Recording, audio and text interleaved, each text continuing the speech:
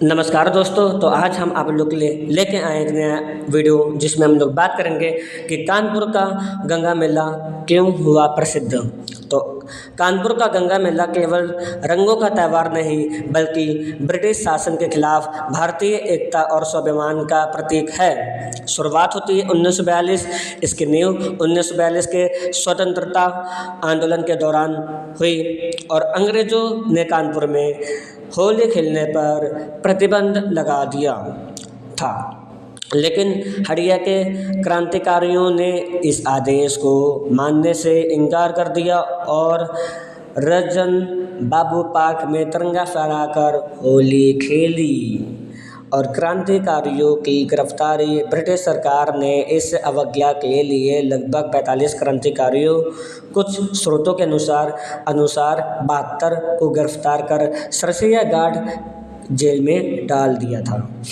तो अगर हम लोग देखते हैं गिरफ्तारी के विरोध में पूरे कानपुर का बाजार, कारखाने और परिवहन बंद हो गए। लोगों ने कसम खाई कि जब तक उनके साथी रिहा नहीं होंगे वह होली का रंग नहीं उतारेंगे।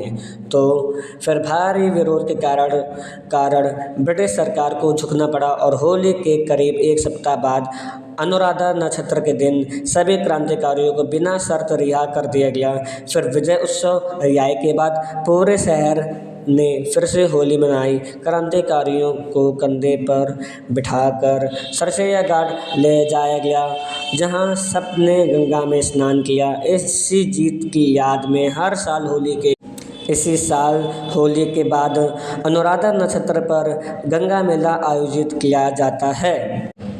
कानपुर में होली का रंग सिर्फ एक दिन का नहीं रहता बल्कि ये कई दिनों तक चलता है। देश भर में लोग होली के दिन अबीर गुलाल लगा करके त्यौहार मनाते हैं, लेकिन कानपुर में होली की एक अनोखी परंपरा है। यहाँ होली के बाद गंगा मेला का आयोजन होता है, जिसे शहर की दूसरी होली भी कहा जाता है। कानपुर में गंगा मेला की परंपरा करीब 85 साल पुरानी है। इसकी शुरुआत 1942 में अंग्रेज़ों के दौर में हुई थी।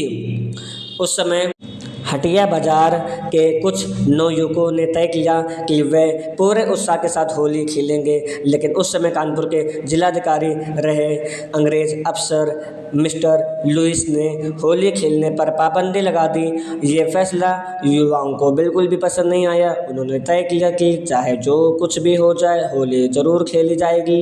होली के दिन जब युवक रंग खेल रहे थे तभी कोतवाल पुलिस फोर्स के साथ वहां पहुंचे और कुछ युवकों को गिरफ्तार कर लिया। और जैसे ही युवकों की गिरफ्तारी की खबर शहर में फैली, माहौल गर्म हो गया। शहर के कई इलाकों में लोग हटिया पहुंचने लगे, तो फिर वहाँ पे भीड़ जमा हो गई। सभी ने एकजुट होकर ऐलान किया कि जब तक गिरफ्तार युवकों को छोड़ा नहीं जाएगा तब तक रंग खेला जारी नहीं होगा। तो मामला धीरे धीरे बड़ा होता गया और इसकी खबर अंग्रेज़ी हुकूमत तक पहुंच गई। लोगों को गुस्सा लगातार बढ़ रहा था। आज़ादी की लड़ाई का समय भी था, इसलिए अंग्रेज़ सरकार को डर था कि ये विरोध बड़ा आंदोलन न बन जाए।